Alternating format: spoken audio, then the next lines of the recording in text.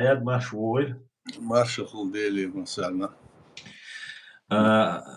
Сегодня у нас стрим на чеченском и русском языках. Сегодня 10 марта 2026 года, 19 часов 47 минут. Извиняюсь за опоздание из-за технических. У тебя Аят. 10 марта 2026 года, 19:47 минут.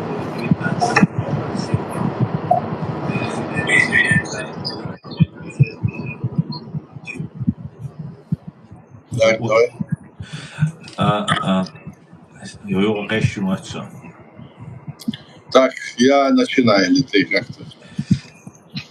Да, Продолжай, ничего. Извиняемся за были технические проблемы, не могли включиться. Всем тем, кто находится во временно оккупированной Ичкерии, пожалуйста, не пишите комментарии, не распространяйте ссылку на наш стрим. Аят, я слышу себя. У тебя оттуда шум доносится. Не знаю, что это такое, почему. У меня здесь я включил его, потому что я не включался, через компьютер включил, Ага. а он включился здесь, и звук пошел. Ну, я его сейчас выключил его.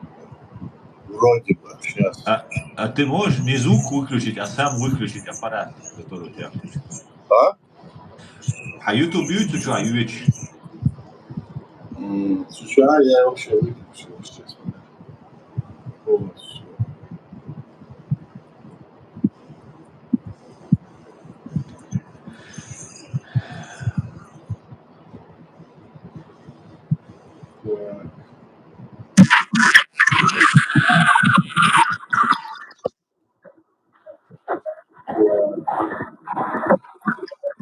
Надо выключить его, Аят. Надо выключить.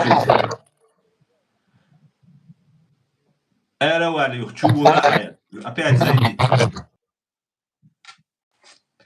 Так, друзья, тогда я сделаю анонс. 19:49 минут по Брюсселю, 21 час 49 по Джахару, городу. Сегодня 10 марта 2026 года. У нас стрим на платформе открытого диалога информационно-аналитического центра Президиума правительства Чеченской Республики Ичкерия. 205-й стрим у нас сегодня называется, я его назвал «От терактов в Бостоне и Сирии до Ирана. История незаменимого посредника Путина».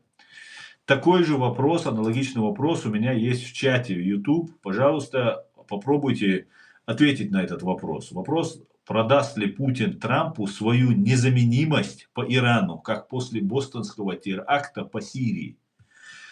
И давайте об этом и многом другом поговорим. Сейчас дождемся Аяда и давайте все обсудим. Технические проблемы были, еще раз приношу свои извинения. Стрим у нас, как я сказал, на чеченском и русском языках. Не поместилось в названии написать на русском и чеченском, поэтому я это не написал. Вот вам сообщаю эту информацию. Постоянно какие-то сбои, какие-то проблемы у нас возникают технические. И вот снова, так сказать, возникают. Но на правду не утаить, правду не скрыть. Победа будет за нами. Враг будет разбит. Правда победит всегда.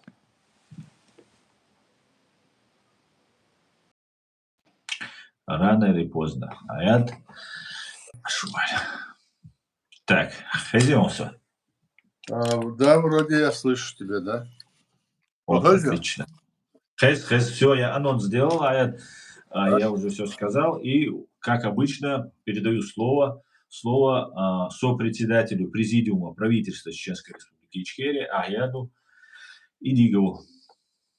Хорошо, сейчас я... Добрый вечер, дорогие друзья. Действительно, здесь технические какие-то неполадки, но это прочь.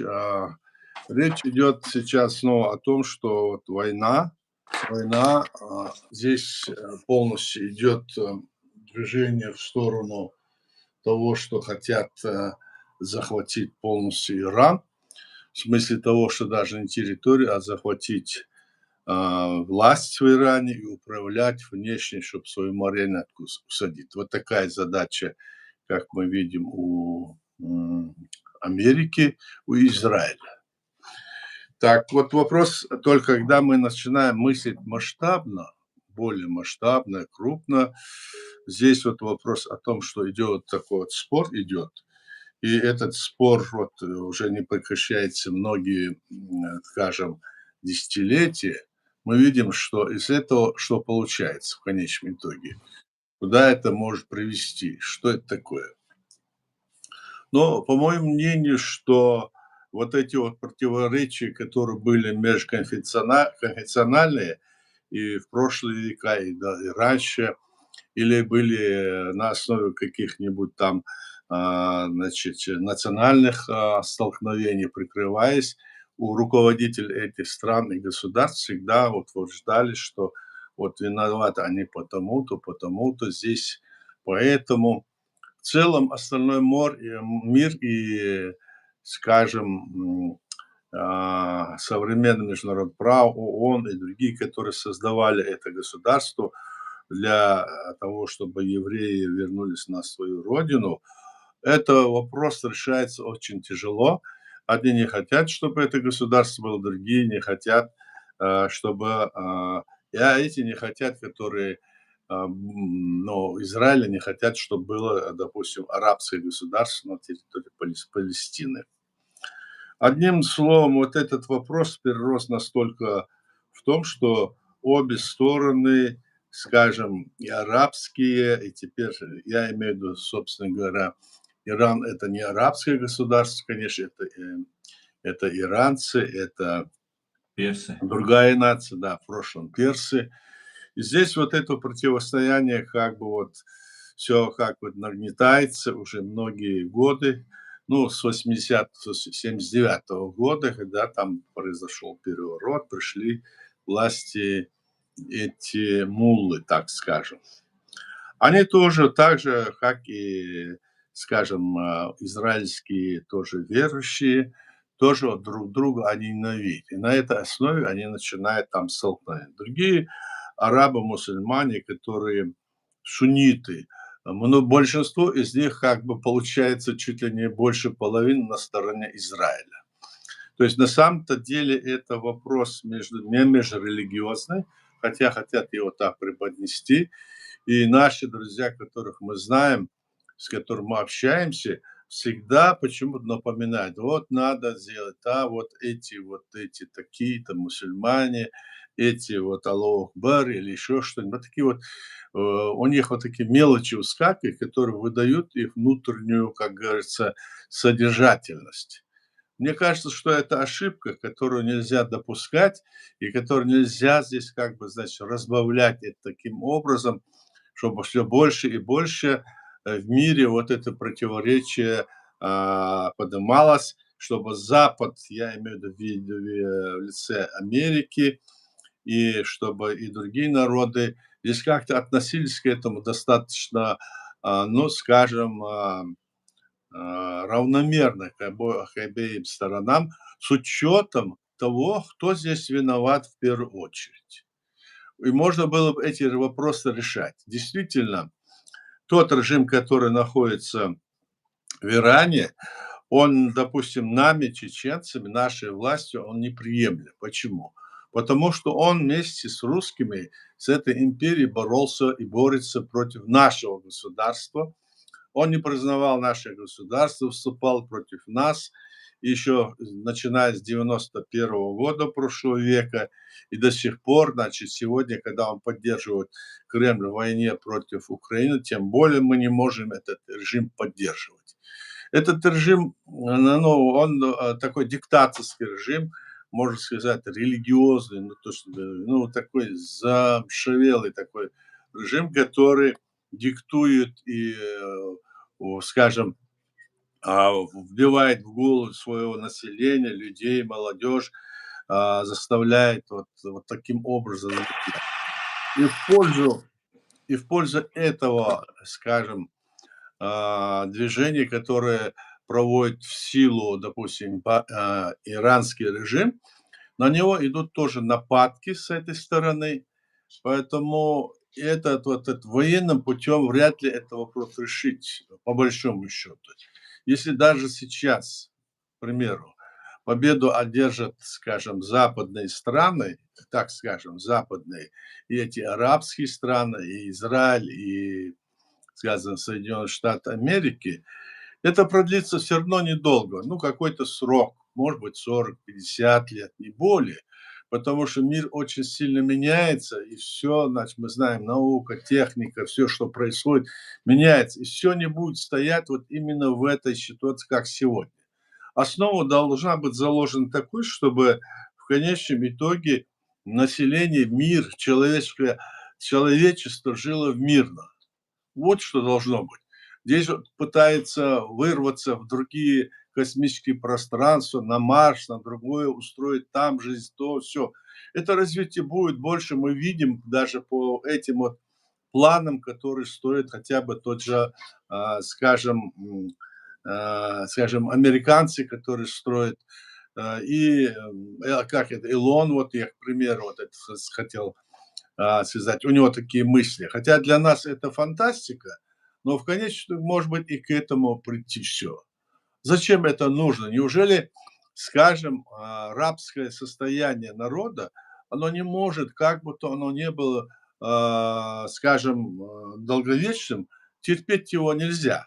Ни со стороны, скажем, иранского режима, ни со стороны, скажем, Трампа, если это делает Трамп, или со стороны, скажем, Китая и России.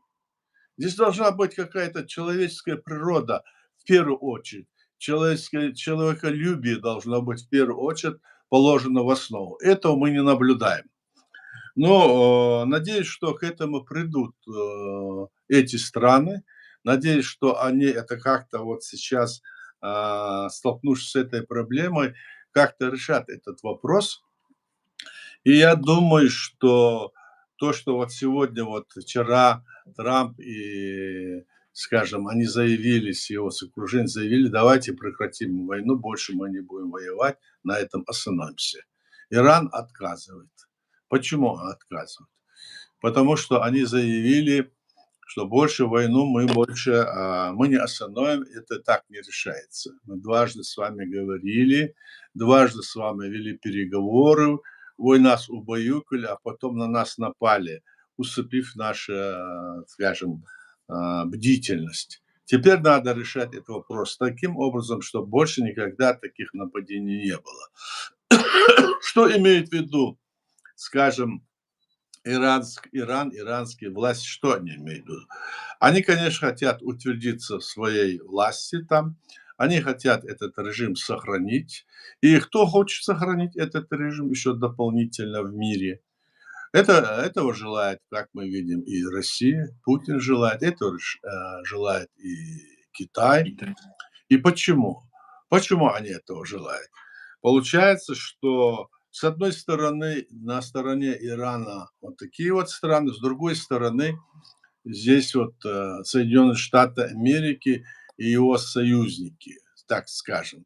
Не будем называть их, это нам очевидно стало. Это многие такие небольшие арабские страны, которые тоже не любят Иран по причине того, что эти сунниты, эти шииты, то есть на религиозную почву здесь вот это, и здесь вот эти христиане, скажем, мусульмане.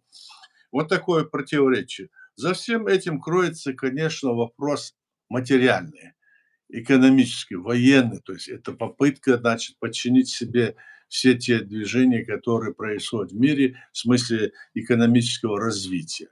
Как выясняется, оказывается, что все вот эти нефтяные потоки, которые идут в Китай, это чуть ли не 100%, чуть ли не 100% идут из-за Ирана, где-то 12%, а остальное из этого, скажем, района, где находятся эти арабские страны, Катар, Кувейт, Ирак, ну и другие страны, которые газ, все это оттуда идет. И оттуда оно вылазит, как говорится, через море, это нефть, они ее танкерами везут и хотят вот распределять. Теперь Иран в этой ситуации заявил, он бомбил все эти страны, как мы знаем с вами, тех, которые находятся на стороне Америки, и потребовал, если вы будете, значит, выгоните, то есть выдворите всех послов американских, то мы вас бомбить не будем, и мы будем пропускать ваши Да-да-да. нефть, танкеры будем пропускать. Ну, вот такая ситуация, и здесь вот Америка возмущается, как и так, люди не хотят, чтобы мы остановили войну, а эти говорят, нет, они остановят войну, снова надо как-то это, а потом хотят здесь захватить полностью власть и управлять. А этого не желает Китай, этого не желает Россия. Вот здесь сталкиваются интересы и России, скажем, с Китаем, да, ну, естественно, и других стран, которым это безразлично, но которые сегодня видят, что происходит. Происходит однозначно то, что в мире на все продукты питания, на все, что производство, которое связано с газом, нефтью, все, а это почти связано со всем, и передвижение автомобилей, мы все знаем это, да, и цены на все поднимаются. Поднимается здесь, скажем, в Европе, поднимается в Америке. Обычно говорят, смотрят на цены на нефть, то есть на бензин, и на бензин поднимаются цены, и все в напряжении сидят. Что делать вот в этой ситуации? Так вот, такую условие ставит сегодня Иран. Что будет? Что здесь за необходимость была так вот себе вот устраивать вот эту всю, скажем, бучу, скажем, на Ближнем Востоке? А выгодно это в то же время, которое даже если и против, выгодно это сегодня России. И это очень даже невыгодно Украине, это очень даже невыгодно, скажем, другим странам, на которые нападает Россия, в том числе и Чеченская республика, которая оккупирована Россией. И невыгодно. И мы видим здесь, что наблюдаем здесь, когда вот говорят, мы, говорят, демократы, говорят вот некоторые деятели, да, и даже Европейского Союза, и другие блогеры, тоже они всегда говорят о том, что вот демократия только для тех избранных, как будто. Для чеченского народа эта демократия как будто не подходит. Они начинают, когда объясняют, что, где и как, откуда началось, они всегда чеченский народ, чеченское государство опускают в своих речах, даже в своих письмах, что якобы этого государства будто бы и не было. А мы создали в рамках современного международного права свое государство. Поэтому я выражаю от имени нашего президиума правительства, это легитимная власть нашего народа, который находится теперь в экзиле за рубежом. И мы говорим о том, что так нельзя делать. Если мы будем вот бороться и говорить за строгие демократические преобразования, то давайте делать это со всеми таким образом, что это было бы равнозначно для всех. Значит, если есть свобода слова, свобода личности, это должно распространяться на всех людей, на всех, не зависит от нации, цвета кожи, там, религии и другое. Ну и за исключением тех, которые недостойны этого. Ну, скажем так, которые сидят в тюрьмах или другие, которые есть запрещения, это понятно. А в целом оно должно на всех распространяться. И этот момент должен быть учитываться во всем мире. Как это сделать? Вот сейчас мы видим, что происходит. Одни говорят, что вот эта война, это все не от того, это надо его рассматривать с 79 года, потому что тогда, в те времена, когда там произошел путч или революция, и они захватили все то, захватили там дипмиссию Америки и держали, и не выпускали. Вот Трамп уступал и говорит, вот я бы тогда, если был бы президентом, я бы не позволил, как они могли наших людей задержать. Но это же война, и тогда была война, и сейчас была война. Сейчас, если вспоминать все, что было во Второй мировой войне, Первой мировой войне, то мы куда придем? Мы живем сегодня в современном международном праве, действуя в рамках этого права, и которые подтвердили все существующие государства. Вот исходя из этого, одни так вот политики высказывают. Российские спецслужбы, я так их назову, информационные, они здесь утверждают вовсю, они тут кричат: «Аллаху Акбар, давайте вперед, Иран, не сдавайтесь», типа такого. И Да. даже там известные их деятели об этом говорят. Но ситуация вот такая напряженная. Иран не соглашается теперь останавливать войну и говорит, надо здесь разобраться, чтобы это больше не было. Он чувствует, конечно, за своей спиной эти вот усилия, поддержку со стороны Китая.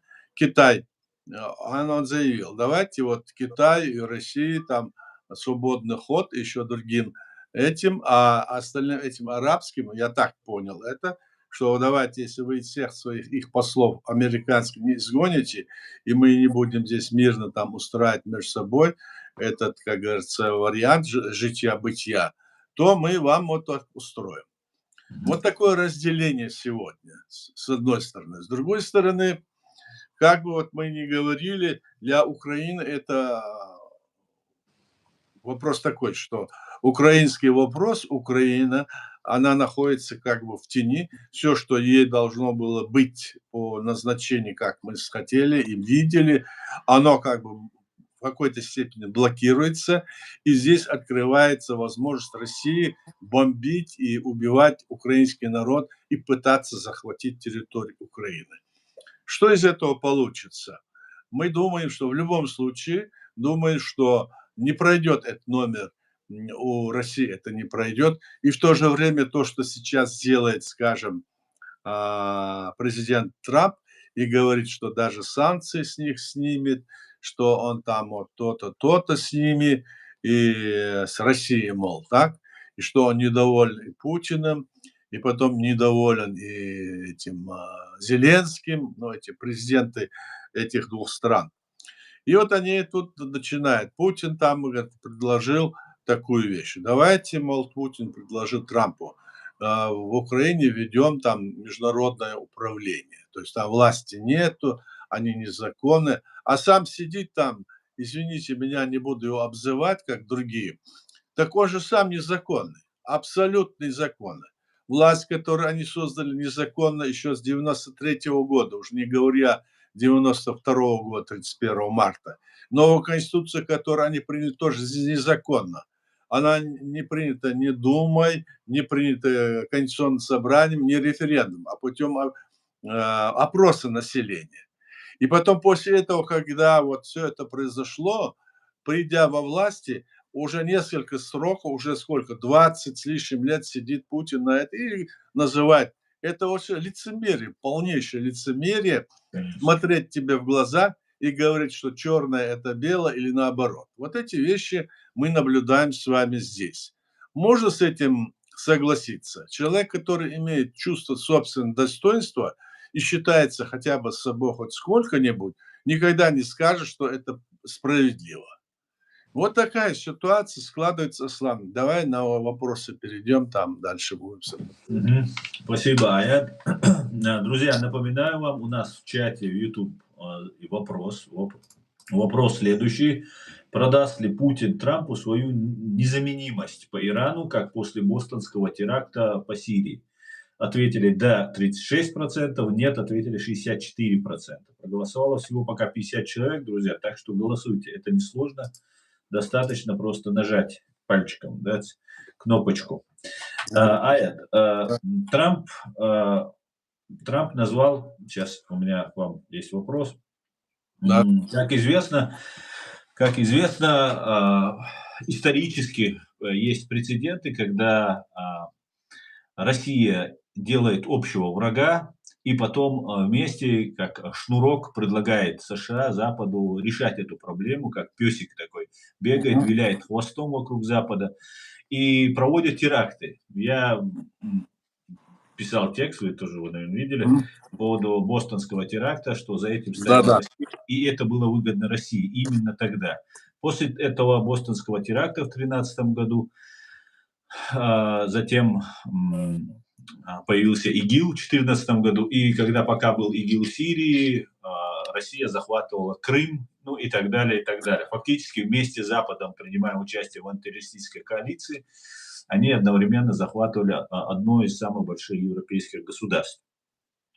И сейчас именно поэтому я назвал сегодняшний наш стрим именно так, как его назвал. И я бы хотел бы задать вам такой же вопрос, который у нас есть в чате.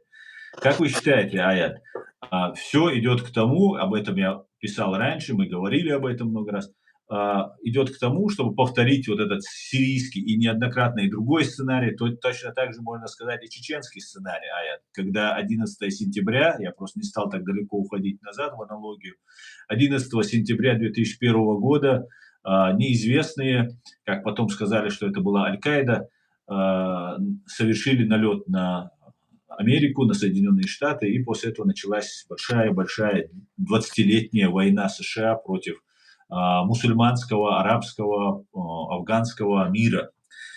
И сейчас мы видим то же самое. Повылазили разные фашисты, исламофобы, начали тоже подначивать. Причем, знаете, это тоже очень интересно. Сейчас я закончу, и вы сможете ответить на вопрос, который я вам задаю.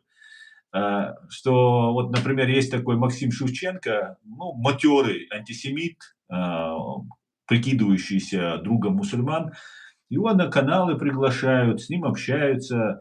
Есть один деятель, Кутаев, который тоже антисемит, его в ПАСЕ приглашают.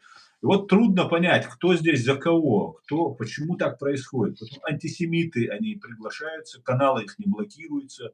Наш канал блокируется постоянно, создаются нам проблемы. Монетизацию только-только включили за 7 лет. Вот у меня к вам такой вопрос, Аят.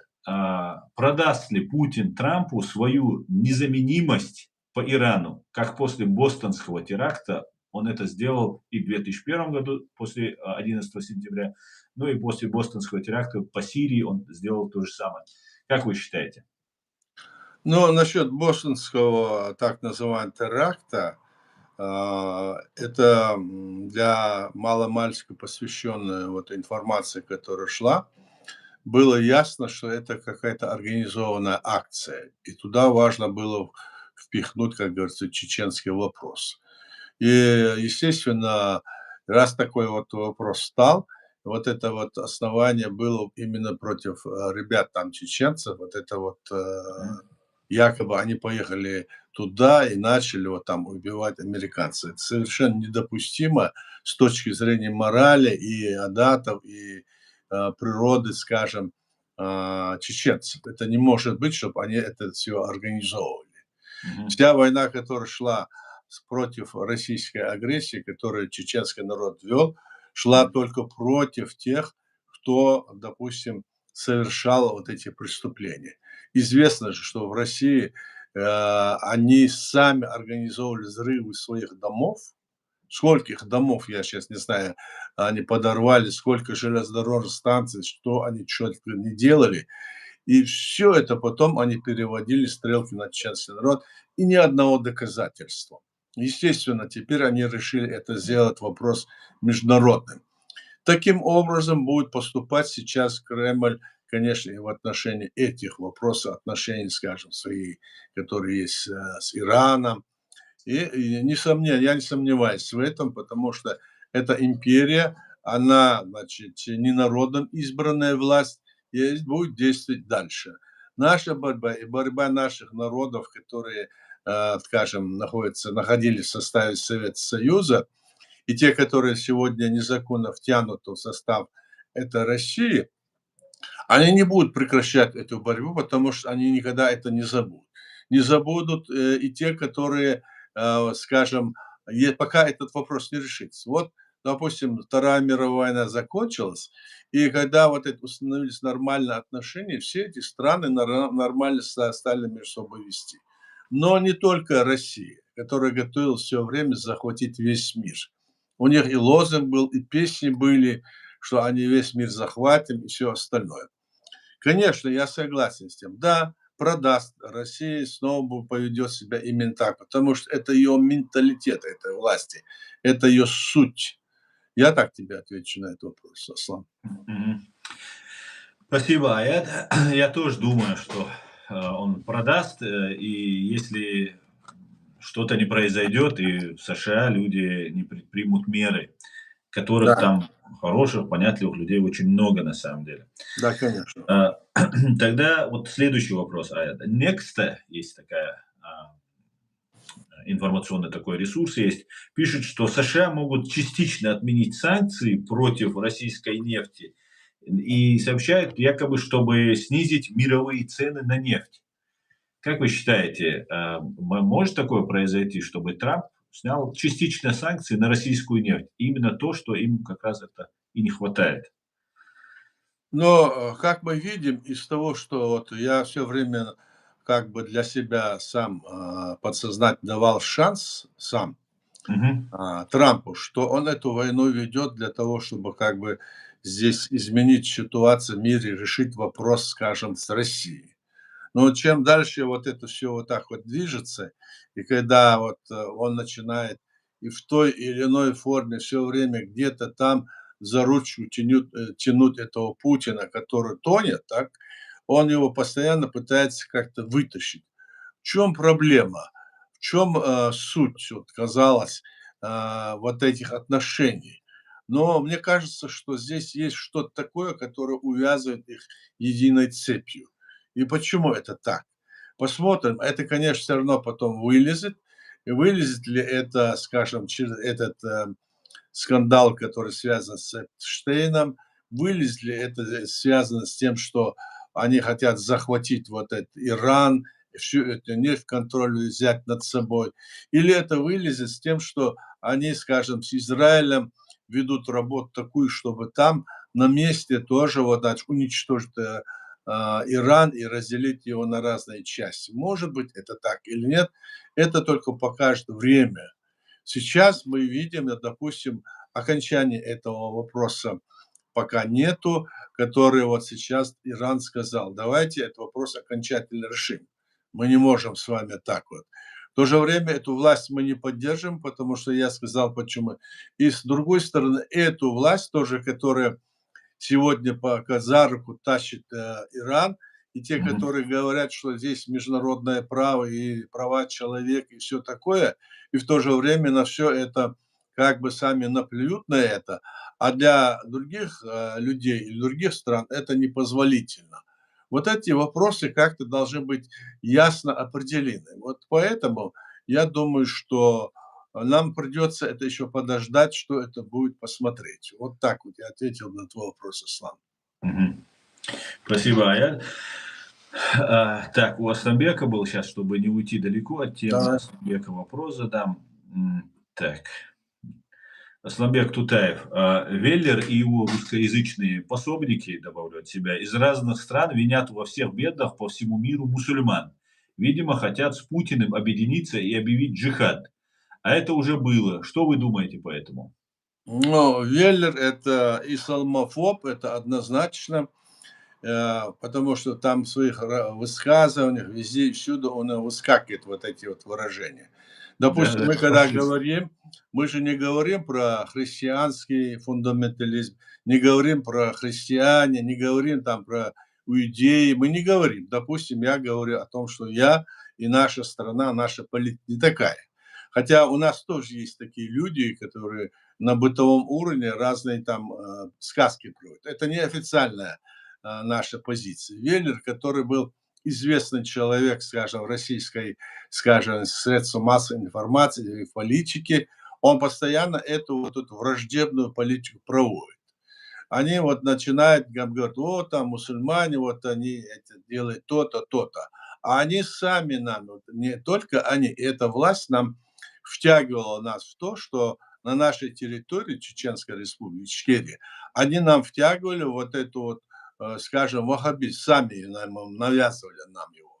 Каким Да-да. образом? Они нам привозили, готовили у себя в городах типографию, литературу, вагонами завозили, раздавали нашим людей, засылали нам из арабских стран через друзей своих арабских правителей, так? Они не мусульманские правители, а это были просто имперские правители тоже. Засылали, те говорили, что вы неправильно религия, мол, ваша неправильная религия, должна Мгм. быть вот такая, такая. И в конечном итоге вот есть такой фашистское, я не побоюсь сказать это слово, Дугин такой Александр, который говорит, что вот мы устроили там в Чечне, устроили такую вот очень умную там операцию, мы разделили вот этот тот суннитский ислам, который проповедует, допустим, на подсознательном, скажем, значении у чеченцев и противопоставили ему ваххабизм. Если бы мы это не сделали, то мы бы... И действительно, им это удалось сделать, потому что они внедрили это, окружили нашу страну после окончания войны, после вот 90 скажем, 6-го года, когда завершилась война, победа чеченского народа, они там придумали какое-то Хасавюрское соглашение, согласно которого, оказывается, чуть ли не мы не соглашались, скажем, провести там через 5 лет, говорить снова о нашем статусе. Вот такие документы нам подсовывают, все это делая, блокируя нашу республику, блокируя наш народ, и внутреннее вот это противоречие привело к тому, что некоторые даже наши люди, верующие, начали поднимать вопрос таким образом, утверждая, что лучше, чем эти идиоты, мол, в смысле, которые вот новое веяние, которые религии, будут лучше, пусть будут русские. Вот такое. И они как бы даже забыли. И для населения это было. То есть вот эта ситуация все время раскручивает вот эту ситуацию. Я понимаю, что эти люди, которые этим занимаются сейчас, они Мгм. занимаются или по заданию, или по своему внутреннему убеждению. А нам, скажем, которые, вот, допустим, я имею в виду Чеченской Республики, Ичкерии, нашим друзьям, всем чеченцам, которые находятся в зарубежье или дома, мы должны понимать, что происходит, и не поддаваться на эти удочки, которые закидывают там, или чтобы нас как-то стравить между собой и ослабить наше сопротивление, или вообще ослабить наше понятие того, чем мы занимаемся. Получается так сейчас, что мы должны работать на то, чтобы освободить нашу территорию, которая захвачена незаконно, а мы занимаемся этими религиозными противоречиями, которые даже принесли сюда на Запад. Да. Наше вот движение на Западе, здесь тоже есть разные рода люди, которые говорят, главное для нас это направление решить ту проблему, которая в рамках международного права мы создали свое государство, и наше государство оккупировано. Наша задача ее освободить эти территории, восстановить легитимную власть там. Вместо этого многие здесь деятели, которые находятся на Западе, я имею в виду и чеченской национальности, ведут себя таким образом, что нам не нужна это, значит, не нужно это государство, мы приедем там туда, построим новое государство, мы там сделаем там шариатское или еще какое-нибудь конфедерацию там, народов Кавказа или протекторат, все что угодно придумать, но не только это. Но как только в 2022 году при нашем содействии, при нашей работе вместе с украинскими нашими друзьями нам удалось все же, Украина приняла решение Верховная Рада о том, что Чеченская Республика Ичкерия незаконно оккупирована, и что совершен геноцид чеченского народа. Все эти деятели как бы развернулись на 180 градусов и начали утверждать, что мы теперь демократы, некоторые из них. Другие же между собой по-другому говорят. Вот, допустим, команда ЗК утверждает, что они теперь на демократии. Никакой демократии у них нету, мы знаем. Они из одного конца в другой конец спрыгивают и отрабатывают ту, значит, линию, которую они задали. Я так это понимаю, потому что не потому, что мы видели, скажем, трудовую книжку этих людей, а потому что мы видим, чем они занимаются по принимаемым ими документами, по принимаемым им заявлениями, по утверждениями. Вот поэтому мы это все видим, и поэтому я думаю, что ситуация вот такая вот. Понимаете? Вот так, Руслан. Мгм. Очень показательно, Аят. Россия обзывает нас террористами за то, что какие-то радикалы, исламисты, там, ну, фашистами фактически называют, Да-да. религиозными фашистами. Мы здесь протягиваем руку всем, и евреям, и христианам, и всем-всем-всем людям на земле. И все равно здесь появляются какие-то исламофобы-фашисты, которые начинают не Россию винить, не главную причину всех бед, которые на земле происходят, а начинают искать среди мусульман. И ты вспоминаешь, что, оказывается, предыдущее, хоть и я не так внимательно следил, потому что был не посвящен, занимался другими делами, но предыдущие конфликты, войны могли происходить по такому же сценарию. И он, в принципе, прослеживается. Но да, но Первая и Вторая мировая Очень интересно. практически произошла. Саморазоблачение такое. Да, Первая и Вторая мировая тоже между христианами и все такое было. Здесь Да. вот мусульмане сами между собой.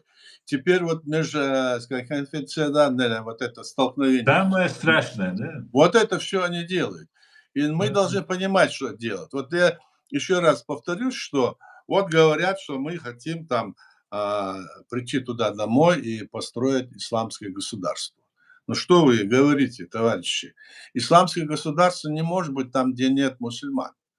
Если есть мусульмане, то оно называется исламским. А управление это в рамках современного международного права, в рамках той конституции, которую вы принимаете. И чеченский народ это так и сделал.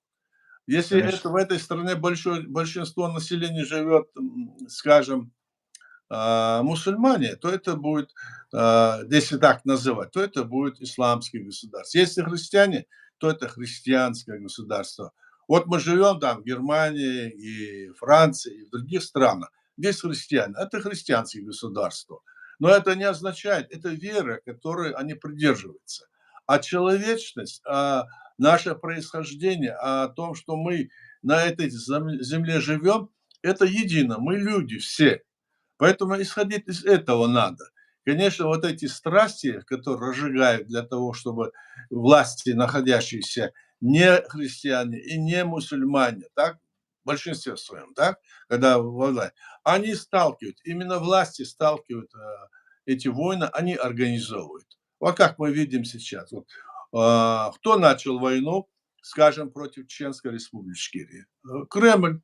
А обвинили они нас. И в первый, и второй, и третий, и четвертый, и в пятый раз. Они 5 раз на нас делали. И каждый раз они начинали, обвиняли Чеченскую республику. Да. Когда они начали войну против Грузии, кого они объявили? Снова обвинили Грузию, сами начали. Про Украину тоже сами начали. И сегодня снова против. То есть это власти устраивают эти войны. Они практически не считаются людьми с их жизнями. А где их дети, воюют они или нет? Нет, конечно, мы понимаем, по большинству, скажем, не воюют. Собственно, этого нет. Мы это должны понимать. Вот что здесь я дополнительно сказал бы, Аслан. Так, извините. Мгм. Спасибо, Аят. И вот, продолжая, тему, сегодняшнего нашего стрима. Россия союзник Ирана, как вы считаете, до сих пор или же уже нет? Потому что, например, если Путин собирается стать посредником между, Западом, США и, Ираном, что, наверное, нужно будет сейчас Трампу, потому что, по идее, если он войну останавливает, как он это сказал, краткосрочная экскурсия, сейчас к этому тоже подойдем. Получается ли так, что Иран, который уже, наверное, понял, что его предали, их аятоллу верховного уже замочили, потому что Путин и Россия дали зеленый свет и сказали, что не будут в этом принимать участие. Как вы считаете, Иран бы, вот возвращаясь к теме нашего сегодняшнего названия нашего стрима, Иран согласится взять посредники Россию? Россия согласна, Трамп согласен, Натаньяху согласен. А вот новый аятолла верховный согласится, как вы считаете? Дело в том, что как вот идет информация, а, сегодня Россия, не имеющая возможности, не вступая прямо в противоречие против, скажем, Запада и Америки, он в то же время дает вот для Ирана какие-то вот информацию разведывательную, разведку, где что находится, ну, понятно, куда стрелять, куда и как. И с этим Трамп об этом был, как говорится, ему сообщили. И что он ответил? Он сказал: а мы тоже даем же Украине все. Да, это ничего. Понимаешь? Поэтому в этой ситуации может Я что не угодно слышал. произойти. Понимаешь? Это ничего. Мы же тоже Украине даем информацию такую, а не то, что там дали. То есть они как бы вот такую так себя ведут, понимаешь? Поэтому Ужас. может или не может, это зависит от необходимости, если это будет в угоду. Если это не будет мешать или помогать им, скажем, в том-то они могут делать. И Иран может тоже на это пойти. Я так думаю. Потому что как они могли, если они мусульмане, да, убивали чеченский народ, вот сколько вот убивали, мы обращались к ним, там даже их люди приезжали к нам, и они были на стороне, в принципе, на стороне. 100%. Ну все, 100%. вот ответ. И И еще я повторюсь, я вот встречался президентом Организации исламских государств, он был из Пакистана, Мунир его было, фамилия или имя, мгм. я не помню.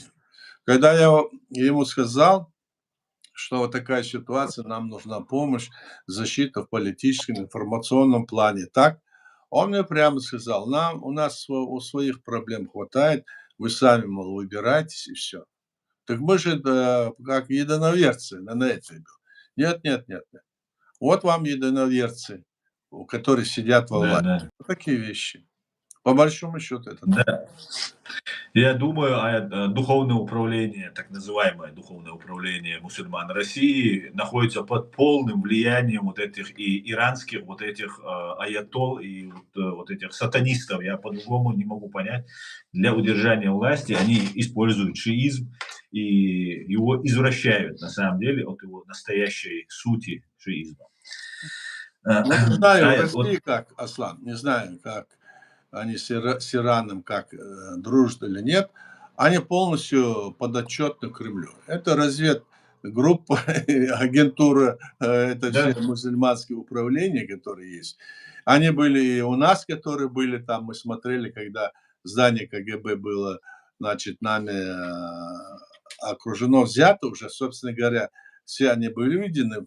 Когда поднялись все документы, стало понятно, что все эти духовные, так сказать, религиозные деятели доносили каждый день, каждое время доносили, и целые, как говорится, их доносы мы смотрели, читали. Так что это в России это однозначно.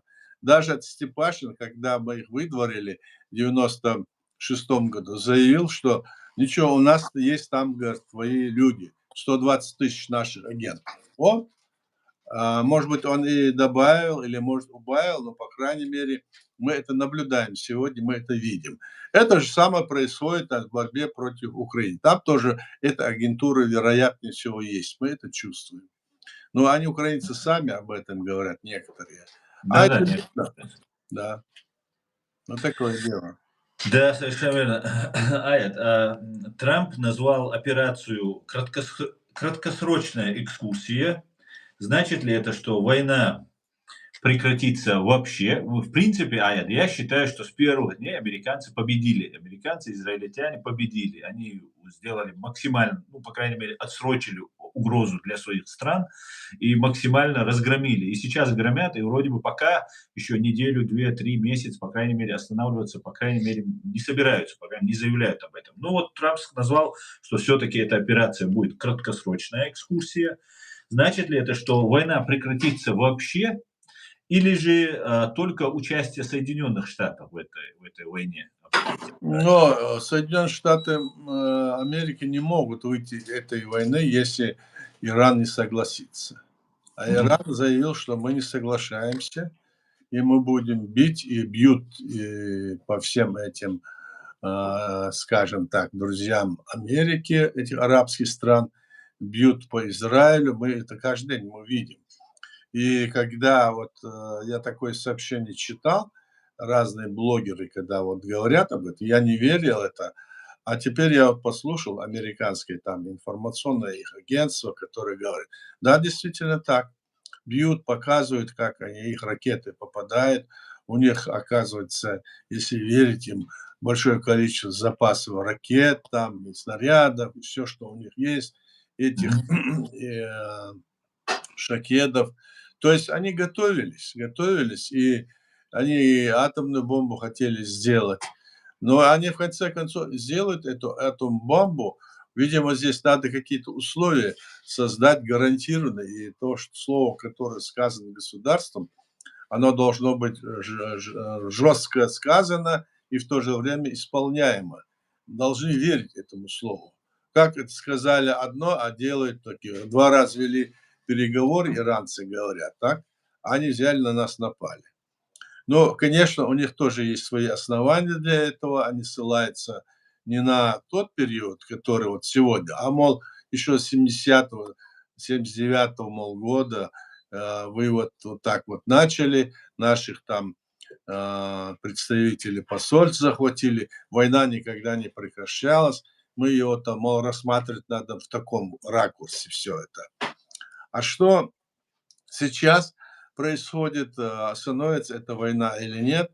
Конечно, было бы хорошо, чтобы она остановилась, это было бы в пользу нас. Но вот Иран это рассматривает, как мы видим, иначе. Новый их аятолла заявляет, что нет, мы не остановим, вам нет доверия. Вот такой вот. Их министр иностранных дел, говорят, заявил это. Прям, ну, открыто так заявил. Так что такая ситуация. Война может быть остановлена, если обе стороны это хотят. Да. Или они должны, с другой стороны, зайти и захватить эту страну. Смогут ли они это сделать? Могут ли они послать туда пехоту для того, чтобы захватить власть везде, во всех регионах? Ну вот они посылали в Афганистан. Что из этого получилось? Только бились, потом утаскивали оттуда все свои, ну, скажем, Войсковые части. войсковые части, их агентура за ним бежала, за колеса цепляла самолетов, потом с воздуха падали. Это была уже жуткая картина. Вот что. А здесь еще более мощное это государство и более, значит, в этом смысле, которое будет бороться, конечно. Поэтому здесь так вот втягивают американских солдат, и как будто бы там эта война настолько сильно нужна была. Нужна или не нужна, это вопрос самой Америки сейчас стоит. Люди будут выносить, как говорится, решение по этому вопросу. Вот голосование, которое будет вот, в ноябре месяце в Конгресс, вот там они скажут свое мнение. Если это пропаганда, как-то они не усыпят мнение народа. Вот такая ситуация. Как я вижу. Баркала, я бы с Deutsche Welle вам вот 2 буквально колонки зачитал бы быстренько. Экономика России на грани краха. Может повториться дефолт 1998 года, заявил еврокомиссар по санкциям Дэвид О'Салливан. По его оценкам, на руках у банков РФ оказались плохие кредиты, которые промышленники взяли для финансирования военной экономики и теперь не могут обслуживать.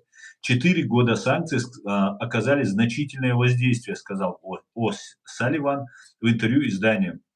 Российская экономика находится в катастрофическом состоянии. Все экономические индикаторы мигают красным. Страна скатывается в рецессию, испытывает серьезные проблемы с госфинансами, инфляцией и очень высокими процентными ставками. Ирландский дипломат предрек России банкротство по так называемому моменту Хемингуэя. На вопрос о том, как приходит банкротство, американский писатель якобы однажды написал, то есть Хемингуэй: «Сначала очень медленно, а потом очень быстро. Россия стоит на пороге финансового краха, подобного кризису 1998 года». Конечно, диктатор полной решимости продолжать войну любой ценой. Он может именно так и поступить. Но рано или поздно ситуация станет невыносимой, убежден еврокомиссар. Я считаю, что российская экономика будет рушиться сначала очень медленно, а потом очень быстро. Мы просто не знаем точно, когда наступит этот момент Хемингуэя. И еще один такой же текст, но уже тоже от Deutsche Welle. на другую немножко тему, хотя тоже про Россию. Россия единственный победитель в войне на Ближнем Востоке, заявил председатель Евросовета Антонио Кошта. По его словам, из-за роста цен на энергоносители РФ получает новые ресурсы для финансирования войны против Украины. Ей выгодно перенаправление военных возможностей, которые иначе могли бы пойти на поддержку Украины. И она выигрывает от снижения внимания к украинскому фронту, так как конфликт на Ближнем Востоке выходит на первый план, отметил глава Евросовета. Кошта считает, что Евросоюз должен защищать миропорядок, основанный на правилах, это то, что как раз говорит наш президиум и вы, Аят Эдигов, который, по его оценкам, сейчас подвергает сомнению США. Все стороны конфликта на Ближнем Востоке нужно вернуть за стол переговоров, призвал он. Свобода и права человека не могут быть достигнуты с помощью бомб. Только международное право их защищает, сказал Кошта. Мы должны избегать дальнейшей эскалации. Этот путь угрожает Ближнему Востоку, Европе и всему миру. Аят, если произойдет эскалация, продолжение этой войны, какие-нибудь террористические акты, как вы помните, говорили в стримах, могут какой-то массовый какой-то теракт сделать под иранским флагом, например, могут сделать под каким-нибудь там радикальных исламистов, мы уже видим это, где-то там появляются какие-то вот эти ячейки. Марко Рубио, госсекретарь США, говорит, что Иран запустил вот эти свои все спящие ячейки. И вот одновременно с Веллером начинается вот эта вся одинаковая вот эта схема. Вот вы как вы считаете, Аят, затяжная война насколько опасна для Украины и для Евросоюза, который уже начинает нести потери, экономические потери? Но здесь понятно, что для Евросоюза, который принимал эту нефть, покупал у России, покупал у этих арабских стран. Сейчас она как бы, значит, блокируется именно Ираном. И здесь вот проблема в этом отношении, тоже вот цены на все это растут, да. И, естественно, как с этим быть, и можно ли усадить их за стол переговоров, этот вопрос решать, Мгм. то здесь так, кто их посадит за стол переговоров? Вот вопрос. Кто? Если они сами этого не хотят. Эти главные страны мира, Путин, да, кто их посадит? Путин. Евросоюз не может их посадить за стол переговоров. Они тоже против них настраиваться. Евросоюз себя теперь сам пытается сделать свою армию, свою защиту. То есть оно не играет уже под крылом у Америки. Их к этому принудил, конечно, Трамп. Это на пользу, собственно говоря. Евросоюз должен был сам понимать. Но вот здесь получилось, вот Трамп вот такую вот выкинул линию, которую давайте сами все. И кто их сейчас посадит? Как вот в одном фильме. Да, Никто не понятно. посадит. Они должны сами, то есть ситуация их может вынудить к этому. А такая ситуация, да, как мы видим, сегодня вот ее пока нету. 10, там, 11-12 дней прошло этой войны, это бомбежка, эти убийства людей, просто практически идет это убийство людей, топятся корабли, но все, что вот можно делать плохое, все делается. Все идет спор за то, чтобы Украина сегодня находится в такой ситуации, они обвиняют и Украину, вот, допустим, русские обвиняют, вот они там начали кричать вперед, мол, и все такое, мы сейчас вот дадим вам и дроны, против дронов кого-то будем запускать, там какие-то оборудования. То есть здесь вот эта ситуация, она должна быть разрешиться справедливо. Справедливо с точки зрения чего? Если она не завершится темой того, что должен быть установлен мир в рамках современного международного права, а эти вот столкнувшиеся государств об этом не говорят. Они говорят о том, что было, скажем, 100 лет, 200 лет назад, то, что было, не то, что Первую мировую, Вторую, а то еще раньше, что было, вот Россия. Вот там историческая Россия была, или то, что было и еще дальше, тогда давайте, вопрос становится уже вот как дальше, здесь вот так прецедент. Ну давайте посмотрим, откуда взялись американцы, А где это индейцы, американцы? Давайте этот вопрос рассмотрим. Что было в Африке, везде? Вот эти вопросы поднимать, мы в тупик становимся. Поэтому вот ситуация сама, которая вот есть сейчас в мире, если вот эти противостояния, они придут к этому на основе вот там вот принципа, значит, современного международного права, если будут решать, то они пойдут назад. И если с этим согласятся обе стороны, скажем, иранская, Россия, Китай, с другой стороны это, тогда они могут сесть и этот вопрос решать, и тех, кто нанес невосполнимый или восполнимый любой ущерб народу или стране, восстановить его, восстанавливать это. То есть это вопрос должен дойти до того, что уже язык высунется у них, так, и они не знают, что делать, ну давай тогда мириться. Да зачем было это до сих пор доводить? Если обе стороны не будут сейчас останавливаться и искать этот выход, а говорить снова хитрость в пользу себя что-то, мол, мы там вам не сдадимся ни за что, а мы вам покажем, мы вас всех убьем, растерзаем. А те говорят, давайте управление Украины сделаем там общемировым, пусть ООН управляет. А где ООН? А он что делает? Он как может управлять? Он сейчас никакое влияние не играет вот на эту войну. Никто не Это, спросил, конечно. ООН, надо войну начинать, скажем, здесь, против Ирана, или надо начинать войну против Украины, или где-то там против нашей республики. Никто не спросил. Что делает это ООН, спрашивается? Какие-то резолюции выпускает? Или какие-нибудь вот эти организации межгосударственные, которые есть Европарламент, Совет Европы, все. Их влияние, оно, значит, в этом смысле мизерно, к сожалению. А надо было, чтобы они были очень влиятельны в этом вопросе, я так думаю. Те, когда они там собираются, там, они решает вопрос такого порядка, что мы должны там участвовать для того, чтобы не пропустить момент, чтобы знать и все такое. Как вот сейчас Совет мира собрал президент Трамп, по 1 миллиарду давайте в кошелек вложите. Они тоже туда поехали для того, что если что-то случится, мы будем там, и там будем свои вопросы утрясать. С этой целью они поехали туда, я так полагаю, так? И Мгм. вот такая ситуация. Кто их посадит? Вот его, кто его посадит, как, знаешь, из фильма как было. Да-да. Вот так, Руслан. Баркал Аят Асланбек задает вопрос. Были дроновые обстрелы территории Турции и Азербайджана. Иран сказал, что не обстреливал их. Что вы думаете по этому поводу? Кому это выгодно? Ну, кому это выгодно, скажем, они так и сказали, мы по-разному здесь и с собой думали, говорили. Сейчас пришли к выводу, что, мол, это не то, что вывод такие, это, мол, совершил Израиль, мол, А якобы. могла и Россия.